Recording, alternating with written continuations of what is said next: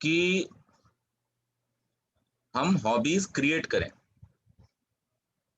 नए हॉबीज, जिसमें आदरणीय यशपाल जी ने बताया था कि उन्होंने अभी पेंटिंग, जो उन्होंने दिखाया भी था, मधुबनी पेंटिंग उन्होंने करना शुरू किया। और भी लोगों ने बताया कि जैसे पूजा जी ने बताया था, उन्होंने संगीत सीखना शुरू किया। सो नए हॉबीज भी हम क्रिएट कर सकते हैं। और इसके साथ साथ हमने एक बात और कल समझने का प्रयास किया था कि हर मनुष्य के जीवन में तीन चीजें बहुत आवश्यक हैं और उसको ध्यान में रखना चाहिए। उसको अगर हम ध्यान में नहीं रखेंगे तो कहीं ना कहीं हम लैग करते जाएंगे चीजों को इस रूप में। उसमें पहला था कि जो कुछ भी हम करते हैं उसके बारे में हम थोड़ी जानकारी हासिल करें, तो ज्ञान। फिर जो ज्ञान हमारे पास है उसको इम्प्लीमेंट करना, वो आर्ट, कर्म। और इन दोनों के लिए ही तीसरी और एक महत्वपूर्ण चीज जिसके बारे में कल चर्चा नहीं हुई थी लेकिन आज हम चर्चा करेंगे, वो है इच्छा शक्ति। ज्ञान और कर्म दोनों के लिए ही, यानी साइंस के लिए और आर्ट के लिए, दोनों के लिए अगर कोई सबसे जरूरी, जिसे कहते हैं हम, ऐसा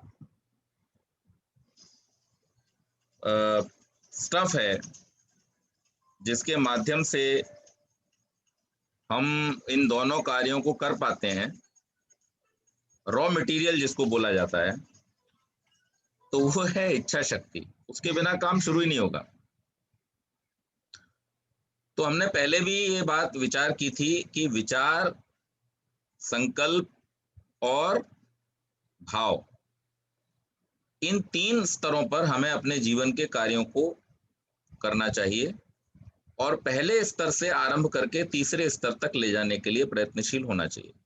हमें ट्राई करना चाहिए कि हम जो भी कार्य जीवन में करते हैं उसको एक पैशन, एक हमारे जो कैरेक्टर का हिस्सा बन जाए, हमारी आदत का हिस्सा बन जाए, हमारे शौक का हिस्सा बन जाए। और इसीलिए कहा भी जाता है कि do what you love and love what you do. अगर आपको अपने कार्य क्षेत्र में प्रसन्न रहना है तो आपको फिर दो चीजों का ध्यान रखना पड़ेगा। या तो आप उस कार्य में लग जाएं, वो काम चुने करने के लिए जो आपको पसंद है।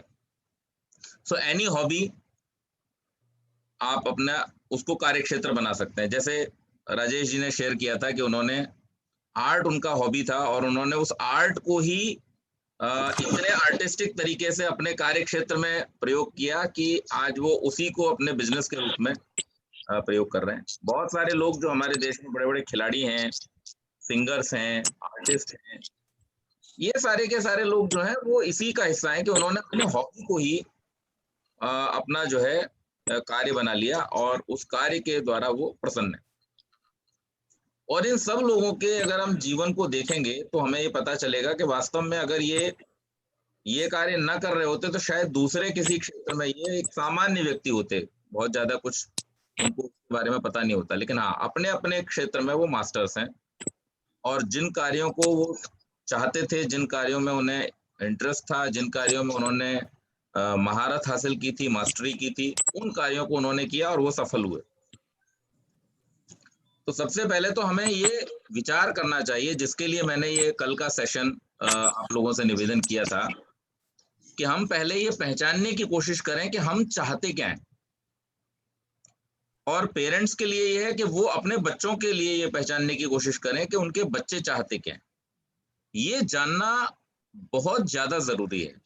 अगर हम चाहते हैं कि जो हमारे बच्चे हैं या हम हैं, हम कुछ ऐसा करें जो रिकॉग्नाइज हो, जिसका कुछ महत्व हो संसार के लिए, अगर हम ऐसा कुछ करना चाहते हैं तो उसके लिए हमें सबसे पहले ये जानना बहुत जरूरी होगा कि हम क्या कर सकते हैं। अब जैसे मैं कोशिश ये करता हूं कि मैं बोलूं जितना मैं बोल सकता हूं क्योंकि मुझे जो है शरीर से बहुत ज्यादा ताकत नहीं बनाया, ताकतवर नहीं बनाया भगवान ने। जब थी तब थी, जब से एक्सीडेंट वगैरह हो गए तो फिर अब तो शरीर में उतनी ताकत नहीं रही। लेकिन हाँ, परमात्मा ने एक शक्ति दी है और उस शक्ति का भरपूर उपयोग करता हूँ। सुबह से लेके शाम तक जितना कर सकता हूँ उतना उपयोग करता हूँ, और मुझे इससे बड़ा संतोष मिलता है, प्रसन्नता मिलती है, आत्मिक सुख मिलता है, और इसके साथ-साथ बहुत सारे और लोगों को भी मैं कुछ लाभ पहुँचा पाता हूँ। तो ये रिकॉग्नाइज़ करने में मेरे पिताजी ने बचपन में हमारी बहुत सहायता की। आपको मैं बताना चाहूँगा कि मैंने जब पहला अपना जो लेक्चर दिया था, तब मैं केवल 5 या 6 वर्ष का था, और छोटा-सा लेक्चर था 5 मिनट का, 15 अगस्त का दिन था, और पिताजी ने एक 2-3 पेज का मुझे लिख कर के दिया, और उन्होंने कहा कि ये तुमको 15 अगस्त पे स्कूल में बोलना है। आप मुझे अभी तक भी याद है, मुझे जब जाके खड़ा हो गया, अब थोड़ा-सा नर्वस ना करूँ, इतने सारे बच्चे बैठे हुए सामने, तो जाके खड़ा हो गया। फिर मैंने अपने आप को एकदम मजबूत भी किया अंदर से, कि नहीं, क्यों नहीं बोल सकता, जब घर में इतना बक-बक करते हैं तो यहाँ क्यों नहीं कर सकते? और फिर बोल गया मैं फटाफट कि आप मुझे भारत मान लीजिए, मेरा सिर कश्मीर है, मेरा हाथ ये आसाम है, ये हाथ गुजरात है, मेरे पैर में तमिलनाडु, केरला है, तो ऐसे करके मैंने उसको बोल दिया, और ये सिलसिला वहां से शुरू हो गया। जब पहली बार मैंने बोला था तो उस समय नर्वसनेस थी। नर्वसनेस आज भी बोलता हूँ तो बोलने से पहले होती है, लेकिन हाँ, जब एक बार मैं बोलना शुरू कर देता हूँ, जब मैं स्टेज पर आ जाता हूँ, तो फिर एक इंटरनल फ्लो स्टार्ट हो जाता है, और उसके बाद में फिर दिक्कत नहीं होती, वो चलता रहता है। और इसके लिए जो आवश्यक है, जैसे ट्रेन को चलने के लिए कोयला बराबर इंजन में पहुंचता रहना चाहिए, तो फीडिंग स्वाध्याय के रूप में लगातार जारी रहती है, कि आप जो विचार प्रकट करना चाहते हैं, तो आप अपने प्रकटीकरण को जब तक ज्ञान का, स्वाध्याय का चारा नहीं देंगे, तब तक आप बोलेंगे क्या? तो वो एक क्रम चलता रहता है, तो पढ़ते रहते हैं, सीखते रहते हैं, नया-नया जानकारी नई-नई प्राप्त करते रहते हैं लोगों के जीवन के बारे में। मैंने आपसे कुछ 3-4 सेशन पहले शेयर किया था मनोज मुंतशिर के बारे में, जो बहुत अच्छे शायर हैं। उन्होंने अपने इंटरव्यू में एक बात और शेयर की थी, शायद मैं उस दिन आपके साथ शेयर नहीं किया, कि वो बता रहे थे कि अमिताभ बच्चन जी के लिए जब वो लिखते थे कौन बनेगा करोड़पति, तो इतना लंबा समय उनको इंडस्ट्री में हो गया, स्टेज पर काम करते हो गया, उन्होंने बहुत सारे नाटक भी किए हैं, उन्होंने फिल्म्स भी की हैं, उन्होंने बहुत सारे शोज भी किए, सब कुछ किया है। लेकिन वो बताते हैं कि आज भी जब बच्चन साहब स्टेज पर जा रहे होते हैं, तो स्टेज पर जाने से पहले बहुत नर्वस होते हैं, बहुत नर्वस होते हैं। कैसे होगा, कैसे करेंगे, क्या करेंगे? लेकिन एक बार जब उनको बोला जाता है कि टेक रेडी, एक्शन, तो उसके बाद ही रोर्स, फिर वो दहाड़ते हैं, वो बोलते नहीं है, फिर सामने वाले सब उनके नीचे हो जाते हैं। तो नर्वस होना एक अच्छी बात है, इसमें कोई बुराई नहीं है। नर्वस होने का मतलब है you are cautious about your work. आप उसको बहुत सावधानी से करना चाह रहे हैं, आप उसको बहुत अच्छे तरीके से करना चाह रहे हैं, आप उसको परफेक्शन के साथ में करना चाह रहे हैं। ये नर्वसनेस का मीनिंग है। आप किसी भी चीज को लेकर के नर्वस तभी होते हैं जब आप उसको लेकर के बहुत चिंतित होते हैं, बहुत केयरफुल होते हैं। जिन चीजों को लेके आप कैजुअल होते हैं, उन चीजों को लेके कभी आप नर्वस नहीं होते, वो तो आप ऐसे ही कर जाते हैं। लेकिन जिन चीजों को लेकर के भी आप में नर्वसनेस आ रही है, तो इसका मतलब ये है you want perfection in that, और जब आप उसको करेंगे तो निश्चित रूप से वो एक बहुत अच्छा रिजल्ट आपको उसका मिलेगा। तो एक तो हम जो चीज हम पसंद करते हैं उसको हम पहले पहचानने का, जिसे हम पर्सनालिटी ट्रेट्स भी कहते हैं। और आजकल हम लोग, चूंकि मैं एचआर का आदमी हूँ, हम लोग एम्प्लॉइज को इस बात के लिए एनकरेज भी करते हैं कि भाई आप बताइए हमें आपकी पर्सनालिटी में क्या क्या अच्छा है, ताकि हम उसका यूटिलाइजेशन कर सकें काम में। आपको हम उन्हीं कामों में इंडल्ज करें, उन्हीं कामों में हम आपको इन्वॉल्व करेंगे जिन कार्यों को करने में आपको इंटरेस्ट भी है और आप जिन कार्यों को करने में मास्टर है। तो ये पहचानना एक बहुत जरूरी चीज है, और इसके लिए आवश्यक होती है कि हम थोड़ा सा अपने साथ में जुड़ें। जुड़ेंगे कैसे अपने साथ में? अपने साथ में जुड़ने का एक तरीका ये है कि हम थोड़ी देर के लिए बाकी सब चीजों से थोड़ा सा ध्यान हटा करके और अपने आप के बारे में विचार करना शुरू करें, अपने साथ बैठें, मतलब थोड़ी देर के लिए, जिसे हम कहते हैं मौन भी कहते हैं हम जिसको, 1 घंटा दिन में ऐसा निकालें जिस समय हम किसी से कोई बात ना करें। 1 घंटा सुबह के समय निकाल लें, जल्दी से जग जाएं, और जग करके हम ये समय निकालने की कोशिश करें 1 घंटा। क्योंकि हमेशा ये कहा जाता है, और ये बात सत्य भी है, दुनिया का बहुत ही बड़ा एक तथ्य है, कि जो लोग अच्छे श्रोता होते हैं वही अच्छे वक्ता बन पाते हैं।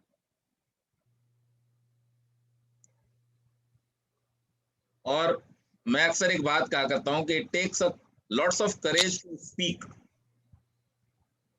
But it takes more to listen. तो हम अच्छे वक्ता तब हो सकते हैं जब हम अच्छे श्रोता बने।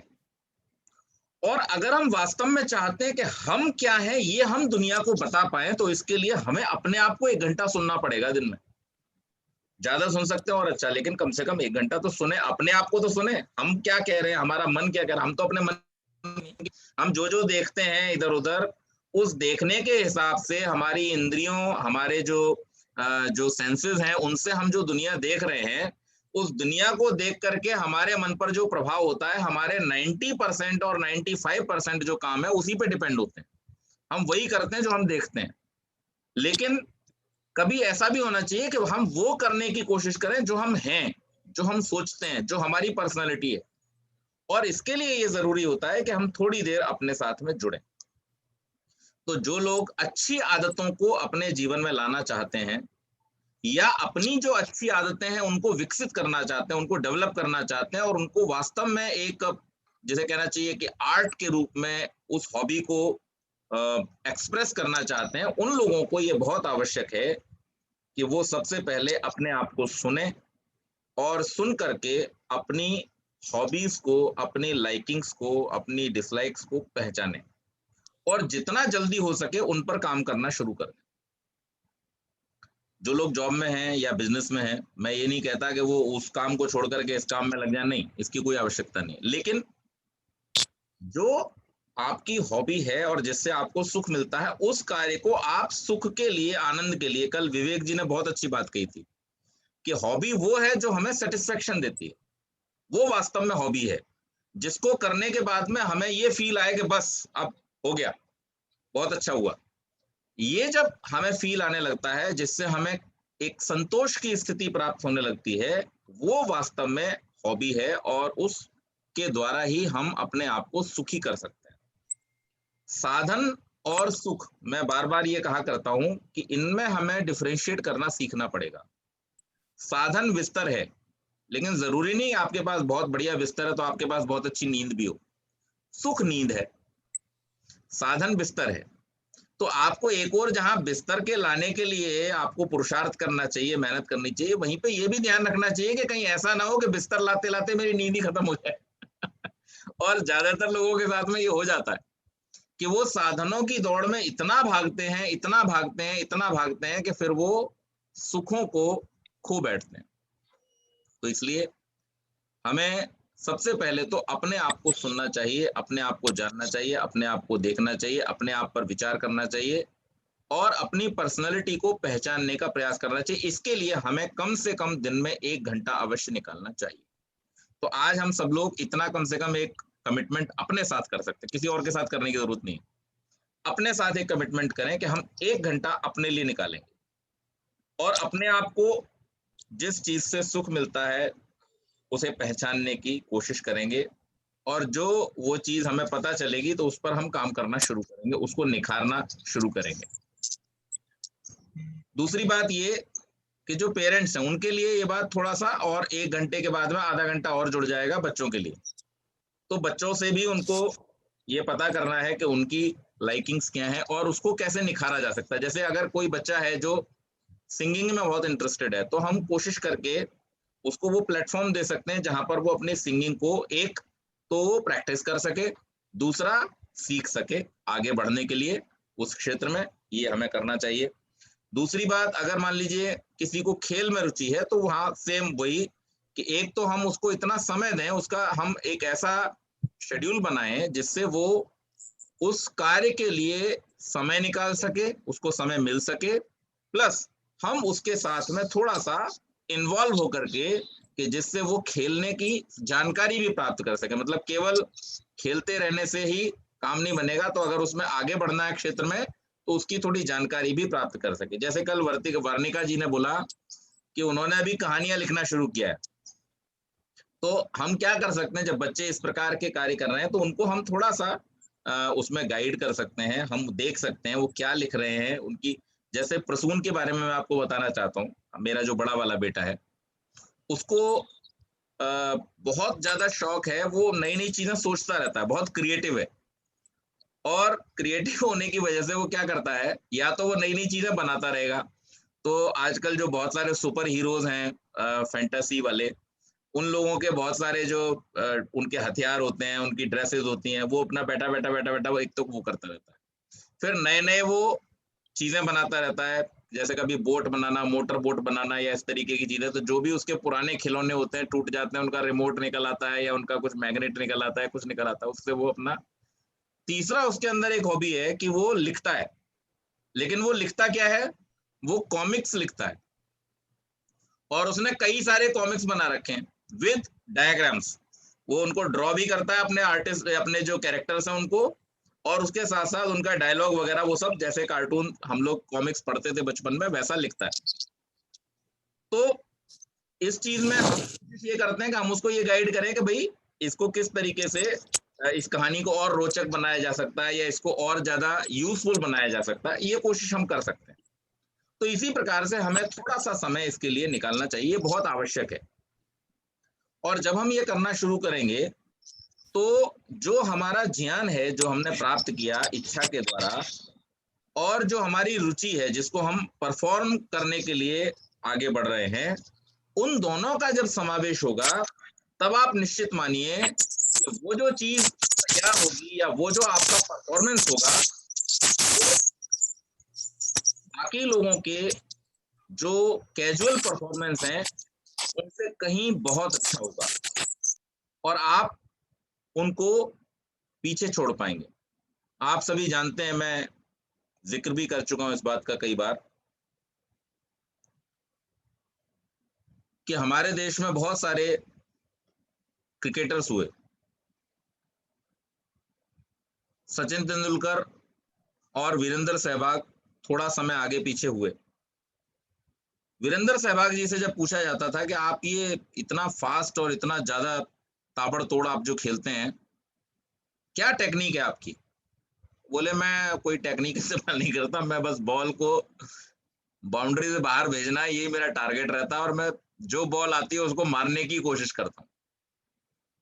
लेकिन यही बात जब सचिन तेंदुलकर के पास आती है तो वो क्या कहते हैं कि मैं टेक्निक का प्रयोग करता हूं, मैं ताकत कम लगाना चाहता हूं, लेकिन मैं कोशिश करना चाहता हूं कि मैं अच्छे ढंग से, क्लासिक तरीके से, जो एक क्रिकेट के बहुत सारे ऐसे शॉट्स उन्होंने इजाद किए जो पहले नहीं होते थे, पहले लोगों ने पता भी नहीं था कि इस तरीके से भी खेला जा सकता है, बहुत सारी चीजें उन्होंने की अपने टाइम में। इसीलिए आज जब हम बात करते हैं इन दोनों के बारे में, तो भले हाईएस्ट स्कोर वीरेंद्र सहवाग का ज्यादा हो, भले स्ट्राइक रेट वीरेंद्र सहवाग का ज्यादा हो, भले एवरेज वीरेंद्र सहवाग का ज्यादा हो, लेकिन जब हम ग्रेट शब्द को जोड़ते हैं, महान शब्द को जोड़ते हैं, तो वो सचिन तेंदुलकर के साथ में जोड़ते हैं। तो ज्ञान और कर्म का जो समावेश है वो महानता को जीवन में लेकर के आता है। तो जो आपकी जो इच्छा है, सबसे पहले तो इच्छा को पहचानने का प्रयास करें, अपनी हॉबीज को पहचानने का खुद प्रयास करें, और उसको पहचानने के बाद में उसके साथ में जो ज्ञान है उसको हम जोड़ दें। उसके साथ में हम अपनी आर्ट जो हमें परमात्मा ने दी है, या जो हमने अपनी मेहनत से जिसको एक्सप्रेस करने के तरीके को हमने जो सीखा है, उसको हमने जो प्रैक्टिस किया है, उसको हम उसके साथ में जोड़ दें, तो निश्चित रूप से ये हमको बहुत अधिक यश और सफलता दिलाने वाली होती है। आप जानते हैं कि बहुत सारे लोग बड़ी अच्छी आर्ट करते हैं, कला। कोई व्यक्ति सामने बैठा हो तो कुछ ऐसे आर्टिस्ट होते हैं उसका कार्टून बना देंगे, वो उसी व्यक्ति, आप उस व्यक्ति का चेहरा देख करके और जो कागज पे चेहरा बनाया गया है उसको देख करके बहुत आसानी से पहचान सकते हैं कि ये इसी व्यक्ति का कार्टून है। लेकिन वो इस तरीके से बनाते हैं उसको कि वो उस व्यक्ति का चेहरा तो लगे, लेकिन उसमें हास्य का समावेश हो जाए। अब ये कोई छोटी मोटी बात नहीं है, ये एक बहुत बड़ी आर्ट है। अब हर आदमी यूं तो देख रहा है, हर आदमी अपने मन में कल्पना भी कर रहा है, लेकिन उस कल्पना को एक्सप्रेस कर पाना, ये हर एक के वश की बात नहीं है। मैं और आप भी बहुत सारे लोगों को देखते हैं, लेकिन हम सब कुछ देख करके ऐसा हम बना नहीं सकते। लेकिन बहुत सारे लोग जो हैं, वो सामने बैठे व्यक्ति को देख करके उस चित्र को बना लेते हैं। तो पावर ऑफ एक्सप्रेशन प्रैक्टिस से आएगी। और जिसको एक नेचुरली, जिसको हम बोलते हैं जन्मजा सिद्धि जिसको बोलते हैं, वो जिनको मिली हुई है, उनको चाहिए कि वो उसको और ज्यादा इम्प्रोवाइज करते जाएं, और ज्यादा निखारने का प्रयास करते जाएं, उसको आगे बढ़ाने का प्रयास करें, उसको दबाने का, सप्रेस करने का प्रयास न करें। इस रूप में न सोचें कि नहीं ये तो साइड की चीज है, हम तो दूसरा कुछ करेंगे तो शायद ज्यादा हम सफल हो जाएंगे। ऐसा नहीं है। जो हमारी हॉबी है, जो हमारा आर्ट है, जिसमें हम पारंगत हैं, जिसमें हमारा इंटरेस्ट है, अगर हम उसी चीज को नर्चर करेंगे, उसी चीज को हम ज्यादा उस पर फोकस करेंगे, तो निश्चित मानिए कि सफलता हमें ज्यादा प्राप्त होगी। और सफलता किन्हीं डिग्रियों में बसी हुई नहीं है, सफलता किन्हीं बहुत बड़े मेडल्स में बसी हुई नहीं है।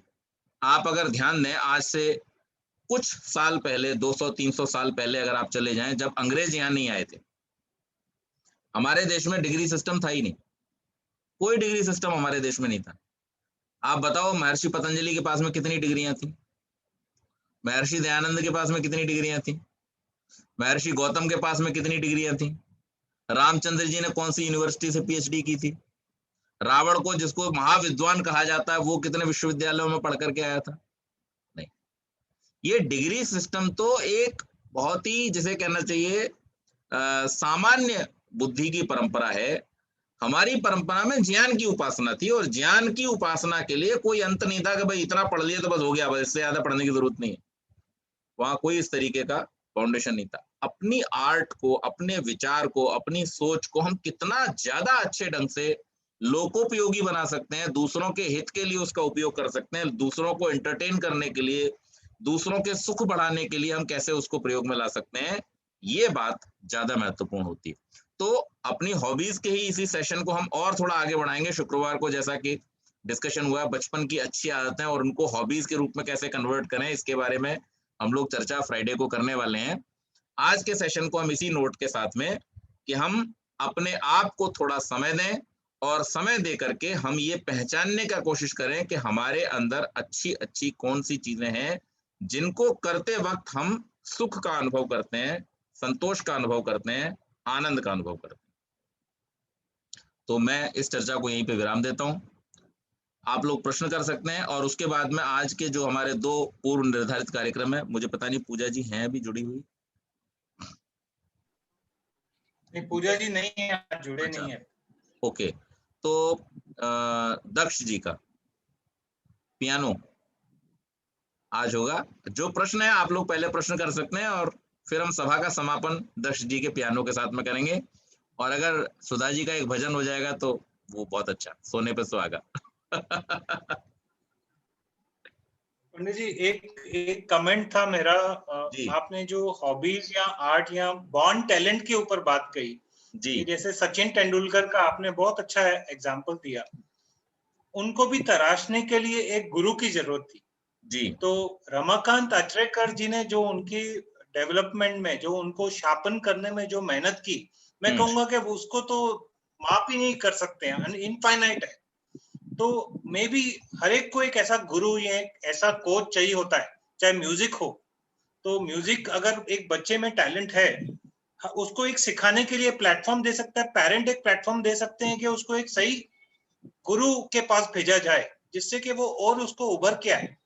तो मुझे लगता है एवरीवेयर जो सक्सेसफुल पीपल हैं, उनके पीछे कहीं ना कहीं उनकी भी प्रेरणा कहीं ना कहीं और से आई है। तो ये मैं चर्चा के लिए डालना चाहता हूँ।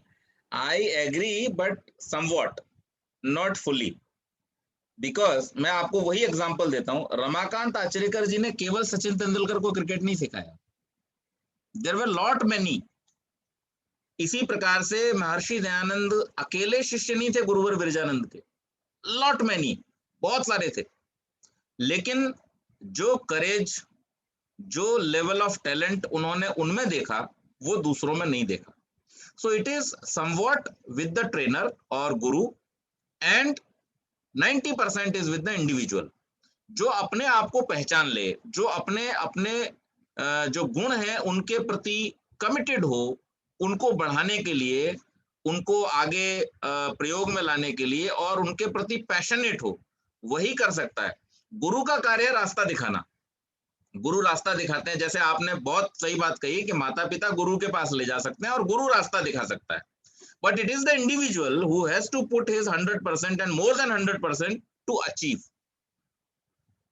तो इसमें ये बात ठीक है कि हम लोग सहयोग ही कर सकते हैं, लेकिन हाँ, हर एक को अपने आप को पहचानना। अब जैसे मान लीजिए जो व्यक्ति अपने आप को पहचान ही नहीं पाएगा मुझे क्या करना चाहिए, और अभी आज बोलता है कि मेरे को डॉक्टर बनना है, कल बोलता है मेरे को इंजीनियर बनना है, परसों बोलता है मेरे को साइंस पसंद ही नहीं है, मुझे तो किसी आर्ट में जाना है, मुझे तो सिंगिंग करना है, मेरे को तो डांस सीखना है, मेरे को तो म्यूजिक सीखना है। तो ऐसे व्यक्ति को माता पिता ले भी जाएंगे तो किसके पास ले जाएंगे? कभी क्रिकेट के मैदान में ले जाएंगे, कभी उसको म्यूजिक के ट्रेनिंग के लिए ले जाएंगे। So first it is important to understand, to recognise what we are. अपना पर्सनैलिटी को पहचानना पहले जरूरी है, और ये तभी हो सकता है जब हम माता पिता के रूप में बच्चों को ये अवसर दें या ये प्रेरणा करें कि भाई तुम ये खुद से पहचानो कि तुम्हें क्या करने में सबसे ज्यादा मजा आता है। कुछ बाहर के देशों में मैंने पढ़ा है इसके बारे में, वो लोग इस टेक्निक का प्रयोग इस रूप में करते हैं कि वो बच्चों को अलग अलग तरह के इक्विपमेंट्स दे देते हैं उनके क्लासरूम्स में या प्ले रूम्स में, और फिर वो ऑब्जर्व करते हैं बच्चों को बढ़ते हुए कि भाई पढ़ाई के टाइम पे तो सब पढ़ाई कर रहे थे, लेकिन जब खेल के टाइम पे जाते हैं तो बच्चे किस चीज को ज्यादा एंजॉय करते हैं, और एक पैटर्न को वो देखते हैं। जब तक बच्चा 8 साल 9 साल 10 साल तक का होता है तब तक वो इस पैटर्न को देखते हैं कि किस बच्चे को किस प्रकार की चीजों में ज्यादा इंटरेस्ट है। जैसे अगर मान लीजिए 10 तरह के खिलौने रखे हुए हैं तो नॉट नेसेसरीली सारे बच्चे एक ही तरह के खिलौनों को उठाएंगे। हर बच्चे का अपना एक पर्सनल इंटरेस्ट है। कोई उसमें म्यूजिकल इंस्ट्रूमेंट के पास जाके बैठेगा, कोई कंप्यूटर के पास जाके बैठेगा, कोई बैडमिंटन उठाएगा, कोई क्रिकेट के लिए बैट उठाएगा, कोई फुटबॉल उठाएगा। तो डिफरेंट डिफरेंट जो उनकी हॉबीज है, डिफरेंट डिफरेंट उनके जो इंटरेस्ट्स हैं, उनको फिर वो नर्चर करते हैं। तो ये भी एक अच्छा तरीका हो सकता है। तो हम ये एक पैटर्न देखें बचपन से ही बच्चों में, और जिनके बड़े हो गए उनसे बच्चों को खुद ये सोचें बच्चे कि हमें कौन सा काम करके सबसे ज्यादा खुशी मिलती है, सबसे ज्यादा हमें कभी टाइम का पता नहीं चलता। जैसे कल विवेक जी इस बात की चर्चा कर रहे थे कि वो 4 घंटा पढ़ते रहते हैं, उन्हें पता ही नहीं चलता समय कब निकल गया, और ये फैक्ट है। ऐसा होता ही है कि जो काम हम पसंद करते हैं उस काम को करते समय कितना समय व्यतीत हो गया फिर हमें पता नहीं चलता। तो ये चीज हमें रिकॉग्नाइज करनी बहुत जरूरी है, पहचानना बहुत जरूरी है।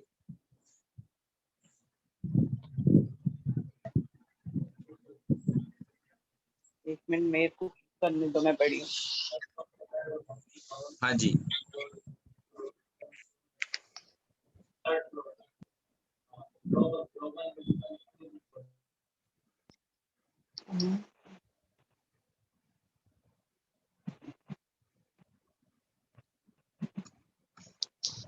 राजन जी, आपसे निवेदन है कि आप एक बार अपना वीडियो ऑन करके प्लीज सबके साथ में अपना परिचय करा दें, और आपका हम इस ग्रुप में बहुत बहुत स्वागत करते हैं।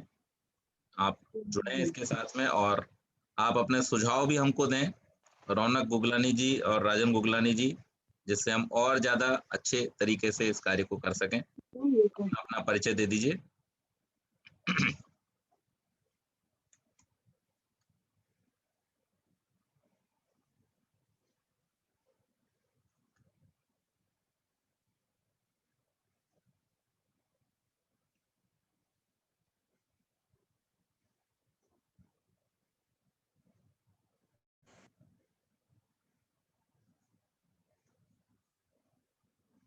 हेलो।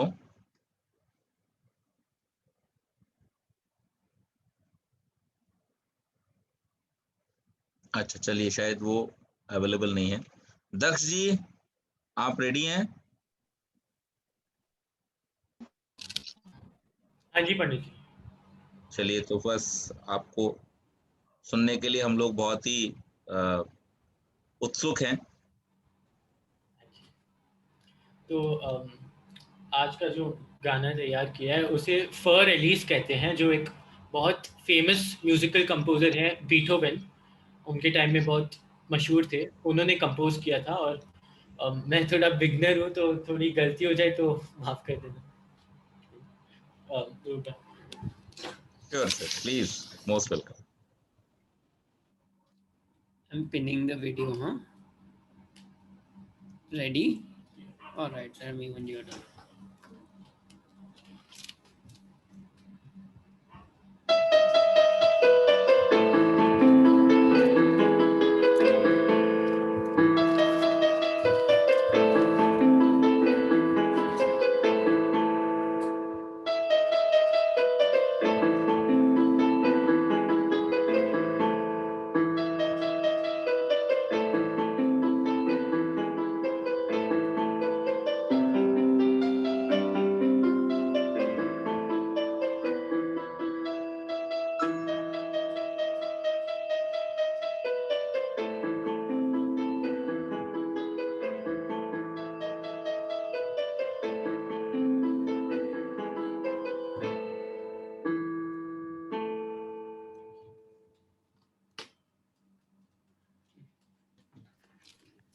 बहुत ही अच्छा, बहुत ही मीठा बजाया आपने, बहुत बढ़िया। Thank you so much. Thank you. हाँ जी, आज अगर किसी के प्रश्न हैं तो पूछ सकते हैं, और नहीं तो फिर मैं सुधा जी से निवेदन करूंगा कि वे एक भजन आज रखें और उसके बाद में फिर हम समापन करेंगे। पंडित जी नमस्ते। would like to say something. हाँ जी, हाँ Sudha, ji. just a minute. Vanshika is there with us. Vanshika.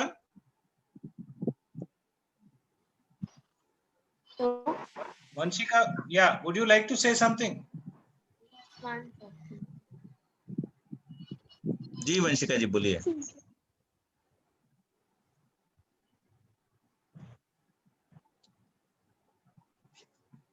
एक मिनट ना,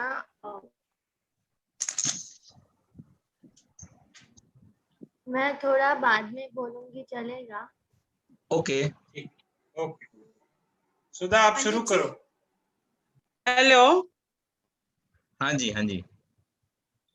पंडित जी, मैं नेहा बोल रही हूँ। मेरे को एक डाउट है, जी जी क्या अगर बोलिए। आप में कर सकते हैं तो। अभी जैसे आपने बोला कि 1 घंटा आपको खुद के लिए समय निकालना चाहिए दिन में, जी तो अभी यूजुअली लॉकडाउन में सबके काम कम हो रहे हैं, बट हम्म। मेरा ऑफिस का काम ज्यादा है। तो हम्म। यूजुअली क्या होता है कि मैं 9:30 बजे बैठती हूँ, तो 8, 8:30 बजे या 9 बजे तक मेरा शाम तक का काम होता है ऑफिस का। ओके। उसके बाद मेरे घर के काम शुरू होते हैं, ठीक है, सुबह। तो मुझे पे अपने लिए टाइम बिल्कुल भी नहीं मिलता है। तो मैं कुछ दिनों से कोशिश कर रही हूँ कि मैं अपने बारे में खुद जान सकूं, पर मेरा दिमाग इतना ब्लॉक हो चुका है कि मुझे समझ ही नहीं आता कि मैं क्या सोचूं। तो मैं स्टार्ट कहाँ से करूं? जी, तो स्टार्ट आप कीजिए 5-10 मिनट से। देखिए, मैं आपको एक मजेदार बात बताता हूँ। दिन में 24 घंटे ही सबके पास होते हैं, जितने भी लोग हैं दुनिया में। लेकिन उन 24 घंटों को हम कैसे यूटिलाइज करते हैं और कैसे हम उनका प्रयोग करते हैं, ये बहुत महत्वपूर्ण है। जैसे आप अगर अपने दिनचर्या को ठीक प्रकार से व्यवस्थित कर लेते हैं, तो आप उस दिनचर्या के व्यवस्थित होने मात्र से ही इतने ज्यादा फुल ऑफ एनर्जी हो जाते हैं, केवल एक चीज से, व्यवस्था से, ऑर्गेनाइज्ड होना, कि आपको फिर बहुत सारी चीजों का समय बच जाता है। और अगर चीजें स्कैटर्ड रहेंगी तो वही समय है, लेकिन वो समय ऐसे लगता है जैसे समय भाग गया और हम काम कर ही नहीं पाए। तो आप थोड़ा सा एक तो ये विचार कीजिए कि हम सुबह कितने बजे उठ करके जल्दी से जल्दी, क्योंकि जैसे आजकल जो एक ये कहा जाता है कि नहीं 8 घंटा सोना ही चाहिए और ऐसा करना चाहिए और वैसा करना चाहिए, तो 8 घंटा किन्हें सोना चाहिए मुझे नहीं पता, लेकिन हाँ, अगर आप अपने दिनचर्या को व्यवस्थित कर लेते हैं तो 4 घंटे 5 घंटे की अच्छी नींद जो है वो पर्याप्त होती है। मेरी कभी भी नींद इससे ज्यादा नहीं होती। मैं 24 घंटे में मुश्किल से 4 या 5 घंटे सोता हूँ। बाकी पूरा टाइम, और आप अभी शाम हो रही है, शाम के 9 बज रहे हैं, लेकिन आपको ऐसा नहीं लगेगा। जिन दिनों मैं ऑफिस से भी आता था, मैं ये कक्षाएं लेता था दर्शनों की, तो उस समय में भी मुझे ऐसा कभी नहीं लगता कि मैं बोर हो गया या मैं थक गया या ऐसा हो गया, वेरी रेयरली। ये केवल उन्हीं दिनों होता था जब कुछ ऐसा होता था जो अनऑर्गेनाइज्ड हुआ, मतलब हमारा जो रूटीन था वो रूटीन बिगड़ गया किसी प्रकार से, और उसकी वजह से जब चीजें स्कैटर्ड हो जाती थी या ठीक प्रकार से नहीं हो पाती थी, तब मैं जरूर फील करता था कि हाँ आज तो थोड़ी थकान सी महसूस हो रही है। लेकिन बाकी हम अगर अपने रूटीन को ठीक कर लेते हैं तो हम बहुत अच्छे से चीजों को मैनेज कर सकते हैं और फुल ऑफ एनर्जी रह सकते हैं, पहली चीज। दूसरी चीज ये कि टू स्टार्ट विद, आप 5 मिनट 10 मिनट आंखें बंद करके सुबह एकदम जितना जल्दी आप उठ सकते हैं, 4 बजे 5 बजे 5:30 बजे उठ जाइए। अगर आप 11 बजे भी सोते हैं तो 5 बजे तक 6 घंटे हो जाते हैं, और कितना सोएंगे? सारा समय अगर सोने में निकाल देंगे तो कैसे काम चलेगा? तो इसलिए कोशिश करिए कि जितना जल्दी उठ सकें, और अगर समझिए आप 5 बजे उठ जाते हैं तो 10-15 मिनट आप निकाल सकते हैं आराम से अपने लिए। और उन 15 मिनट में आप जब अपने साथ जुड़ेंगे तो आपको ये फीलिंग होगा 2-3 दिन बाद से कि आपके पास में टाइम बढ़ गया, ये घटा नहीं आपका टाइम। ना ही आप थका हुआ महसूस करेंगे, ना आप सुस्ती महसूस करेंगे, ना आप किसी भी प्रकार का शारीरिक अवसाद महसूस करेंगे, किसी तरह का डिप्रेशन नहीं होगा, एंजाइटी नहीं होगी, और आप एकदम फ्रेश हो जाएंगे। प्लस आपको एक्स्ट्रा टाइम मिल जाएगा। तो अभी सपोज आप अगर 7 बजे जगते हैं और आप अगर इसको 5 बजे कर देते हैं तो आपको दिन में उन 24 में से 2 घंटे एक्स्ट्रा मिल गए। उन 2 घंटों का प्रयोग आप अपने साथ कर सकते हैं। आप उस 1 घंटे में एक्सरसाइज करें, प्राणायाम करें, चिंतन करें, विचार करें, या जो भी आपको अच्छा लगता है वो करें, लेकिन थोड़ी देर अपने लिए हो। उस समय आप किसी के बारे में न सोचने की जरूरत है, न किसी के बारे में विचार करने की जरूरत है, न किसी से बात करने की जरूरत है। बिल्कुल साइलेंट रहें उस समय में। जो कुछ भी करना है करें, प्राणायाम करते हुए एकदम साइलेंटली प्राणायाम करें, व्यायाम करते हुए साइलेंटली व्यायाम करें, या अपने बारे में विचार कर रहे हैं, मेडिटेट कर रहे हैं उसमें, लेकिन साइलेंट। उस समय में 1 घंटा आधा घंटा जो भी समय आप अपने लिए निकाल रहे हैं, उस समय किसी से कोई बातचीत करनी नहीं, वो सबसे ज्यादा इंपॉर्टेंट। ओके पंडित जी, तो ये ट्राई थैंक कीजिए। यू। 2-3 दिन बाद में आप फिर मुझे बताइएगा इसका क्या परिणाम आपको मिला। मे भी बहुत जल्दी। ठीक है। सबसे बड़ी बात ये है, सबसे अच्छी बात क्या है इसकी, कि इसके रिजल्ट्स इतने क्विक हैं। लोग कहते हैं ना कि आयुर्वेद धीरे धीरे काम करता है, लेकिन मैं मानता हूँ आयुर्वेद से ज्यादा फास्ट कोई काम नहीं करता, जानकारी होनी चाहिए। तो आप ये करके देखिए, और आप तीसरे चौथे दिन ही मुझे बताएंगे कि आपको कितना फायदा हुआ है। ठीक है, मैं ट्राई करती हूँ अभी ये। जी जी, थैंक यू। धन्यवाद। पंडित जी, ऐसा है कि रियांश जो है बहुत अच्छा पियानो बजाता है। वो अगर हमें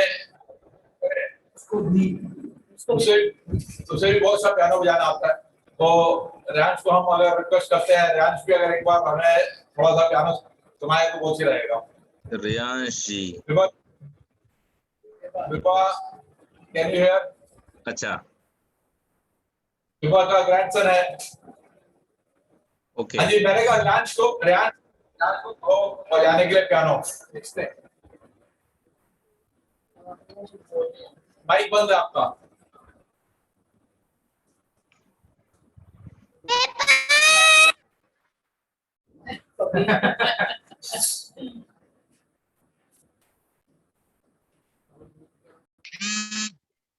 Kabir will tell a story today. Kabir, would you like to say something, Kabir? You want to introduce your friends? No? Okay, no.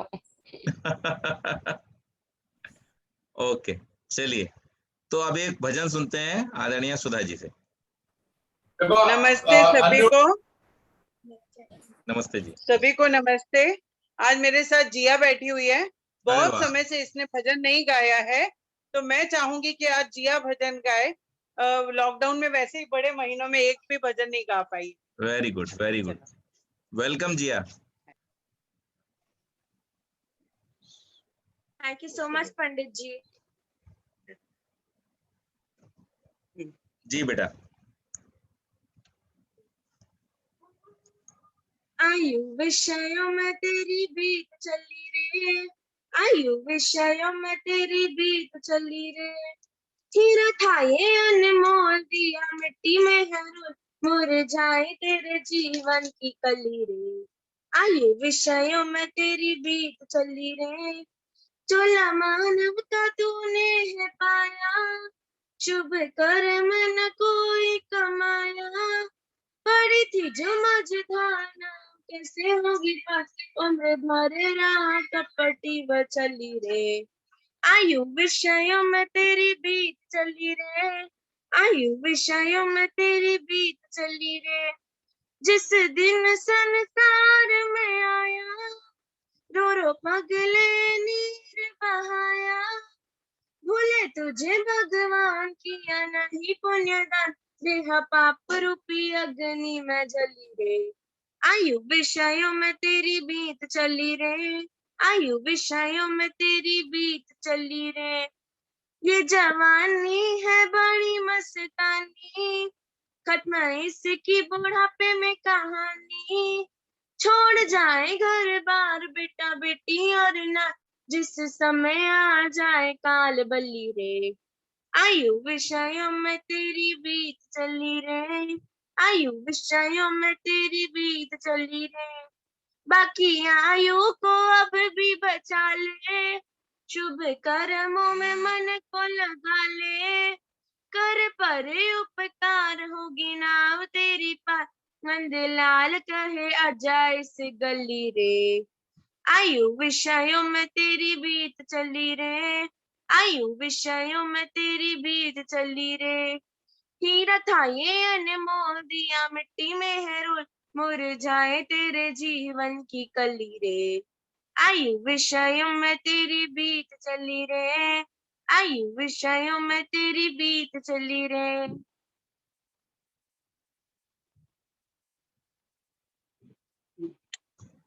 बहुत ही सुंदर भजन, बहुत बहुत आशीर्वाद जिया, परमात्मा तुम्हें बहुत बहुत दीर्घायु। शुक्रिया।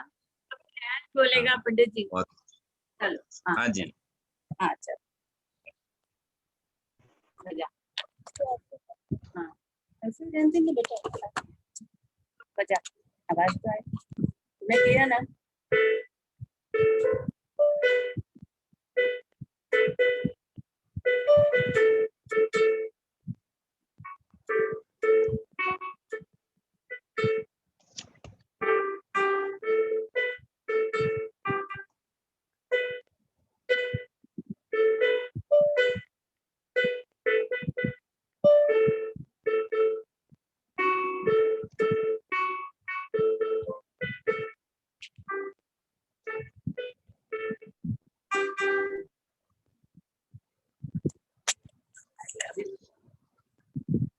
बहुत सुंदर।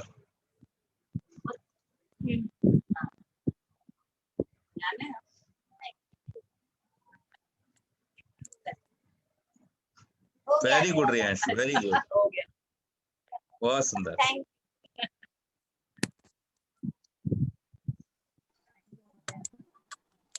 हमारे बीच इतना हिडन टैलेंट है बच्चों का सबका, और आई थिंक नेक्स्ट टाइम हम फ्राइडे को अलका भाभी से भी सुनना चाहेंगे भजन।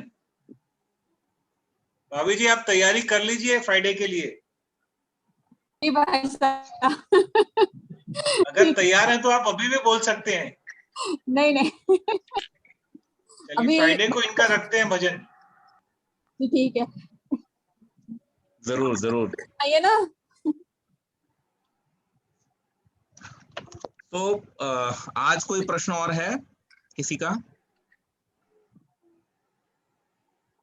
पंडित जी एक जस्ट कंक्लूडिंग रिमार्क में, नेहा जी ने जो बोला था कि मैनेजिंग ऑफ टाइम, तो मैं एक अपना personal experience, because nearly 29 years मैंने भी कॉर्पोरेट वर्ल्ड में अलग अलग टाइप्स की कंपनीज में काम किया है, तो मेरा ये फर्म बिलीव है कि अगर आप डिसिप्लिन्ड और टाइम मैनेज करके चलते हैं तो 8 घंटे बहुत ज्यादा है काम करने के लिए। In fact I feel I have ruled lived on the principle that you have to finish your work in the time which is there with you. तो मेरी यही सजेशन सब यंगस्टर्स को है कि आप ओवरवर्क मत करिए, आप स्मार्ट वर्क कीजिए। Not to impress somebody, not to do work because हमें किसी बॉसेस को खुश करना है। मैं खुद बहुत सारे पोजीशंस और बॉसेस पे रह चुका हूं, तो मैं ये कहूंगा कि अपने सिस्टम से काम किया जाए। Work with the discipline, not the number of hours. So that will help to balance work life. Whether Right. lockdown हो या नहीं हो, but it will help to balance work life. ये मैं कहना चाहता हूँ. Yes, yes, yes. It's very, very, very important. और हम लोग इसके लिए काफी सारे वर्कशॉप्स भी करते हैं वर्क लाइफ मैनेजमेंट के लिए, कि हमारा जो पर्सनल लाइफ है और हमारा जो वर्क लाइफ है उसमें एक प्रॉपर बैलेंसिंग हो, सो दैट हमारा जो आउटपुट है वो बहुत कंस्ट्रक्टिव हो और इम्प्रूव्ड हो, और उससे हमें क्वालिटी एक आउटपुट मिले. इसके लिए बहुत जरूरी है वर्क लाइफ बैलेंस का होना. बहुत बहुत अच्छी बात आपने कही. सो हम आज की इस सभा को इसी चीज के साथ में कंक्लूड करते हैं कि हम एक अच्छे लिसनर बने, हम सुनना सीखें, अपने बच्चों को सुने, अपने बड़ों को सुने, अपने आसपास के लोगों को सुने. किसी ने बहुत अच्छी बात कही है कि if you don't listen to the people around you, after some time you will have only those have nothing to say. So हमें लोगों की बातों को सुनना चाहिए, स्पेशली बच्चों की बातों को सुनना चाहिए. सुने उनको, हर बात को रिएक्ट करना जरूरी नहीं है, आप केवल सुने कि वो क्या कह रहा है. इससे आपको एक आसानी होगी ये समझने में कि आपके बच्चों का एक तो डायरेक्शन ऑफ थिंकिंग क्या है ये आप समझ पाएंगे, दूसरे उसको किस तरीके से गाइड करना है उस पर आप प्रिपेयर कर पाएंगे अपने आप को. उनको अगर आपको लगता है कि कोई रॉन्ग डायरेक्शन में उनकी सोच जा रही है तो उसको आप, लेकिन अगर आप रिएक्टिव हो जाएंगे, बहुत जल्दी रिएक्शन देना शुरू करेंगे, तो फिर आप उसको जज नहीं कर पाएंगे और फिर आप उसको ठीक भी नहीं कर पाएंगे, करेक्ट भी नहीं कर पाएंगे. तो इसलिए एक अच्छे लिसनर बने, सुनना सीखें, और सुन करके फिर उस चीज को विचार करके और फिर उसका क्या रास्ता हो सकता है, खुद से अगर हम रास्ता दे सकते हैं तो खुद से, या फिर जो इस चीज के एक्सपर्ट लोग हैं उनसे बात करके हम उनको गाइड करें. बहुत जल्दी रिएक्शन न करें, और दूसरे उनकी हॉबीज के बारे में, उनकी लाइकिंग्स के बारे में हम उनसे सुने, उनसे पूछें, बार बार पूछें. आप जानते हैं सब लोग, आप जब खाना खाने कहीं बाहर जाते हैं रेस्टोरेंट में, होटल में, तो आपसे बार बार क्यों पूछा जाता है, सर और लेंगे? आपने ही तो ऑर्डर किया था ना. लेकिन फिर बार बार वो पूछने क्यों आता है, सर आप और कुछ लेंगे, सर आप डेजर्ट्स लेंगे, सर आप कुछ और लेंगे? ये बार बार क्यों पूछा जाता है? और ये बार बार इसलिए पूछा जाता है आपसे कि इस पूछे जाने में आपकी जो भावना जुड़ती है, आपका जो एक अटैचमेंट जुड़ता है उसके साथ में, तो आप जब बाहर निकलते हैं खा करके, तो फिर आपका कमेंट क्या होता है या आपकी रिकमेंडेशन उस होटल के बारे में, रेस्टोरेंट के बारे में क्या होती है? नहीं नहीं, वहां की सर्विस बहुत अच्छी है. फूड तो अच्छा है ही, लेकिन सर्विस बहुत अच्छी है. और ऐसे ही अगर किसी होटल में आप जाएं, टेस्टी फूड हो, बहुत अच्छा फूड हो, लेकिन धरने के बाद दोबारा कोई आपके पास आए ना, आपको बार बार बुलाना पड़े, ए वेटर इधर आओ, ये लेके आओ, इधर आओ, ये लेके आओ, तो जब आपसे कोई पूछेगा कैसा लगा, तो आप बोलेंगे, सीधे बोलेंगे कि भाई नहीं, खाना वाना तो ठीक है बट सर्विस अच्छी नहीं है. सो बेसिकली होता क्या है कि बार बार पूछना उन बच्चों को एनकरेज करता है एक्सप्रेस करने के लिए, और जितने ज्यादा बच्चे अपने आप को एक्सप्रेस कर पाएंगे, उतना ही ज्यादा वो जो डिप्रेशन है, एंजाइटी है, या इस तरीके की जो समस्याएं आजकल बच्चों को होती हैं, उनसे बचे रहेंगे. जितने भी बच्चों में ये समस्याएं पाई गई हैं, उनका मुख्य कारण यही था कि उनके माता पिता उनसे बात ही नहीं करते, उनके घर में उनसे कोई बात करने वाला ही नहीं, उनका फ्रेंड सर्कल ही नहीं है, और उसकी वजह से वो धीरे धीरे डिप्रेशन का शिकार हो जाते हैं, और या फिर गलत आदतों में फंस जाते हैं. तो हम एक अच्छे लिसनर बने, अपने बच्चों को सुने, और सुन करके उनकी जो हॉबीज हैं, उनकी जो अच्छी आदतें हैं, उनको डेवलप करने के लिए, उनकी जो आर्ट्स है, बोर्न आर्ट है वो, या उनके जो लाइकिंग्स है, उनके हिसाब से उनको डेवलप करने के लिए हम प्रयास करें.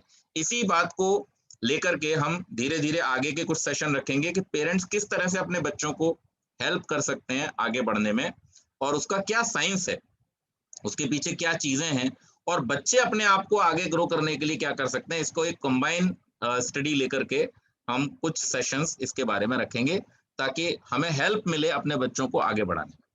आज की इस चर्चा को हम यहीं समाप्त करते हैं. आप सबका बहुत बहुत धन्यवाद. फिर से मिलेंगे शुक्रवार को, तब तक के लिए अपना ध्यान रखिए. नमस्ते.